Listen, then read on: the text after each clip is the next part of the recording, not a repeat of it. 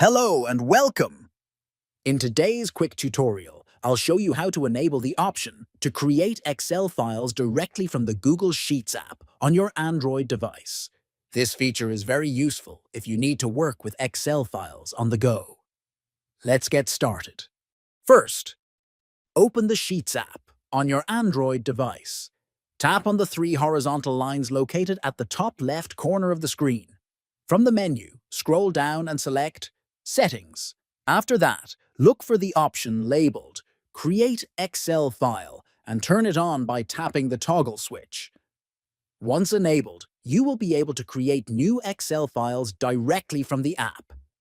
Finally, to confirm the setting, try creating a new file and check if Excel format is now available as an option.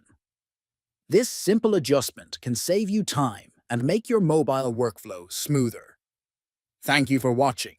Don't forget to subscribe for more helpful tutorials and tips. See you in the next video.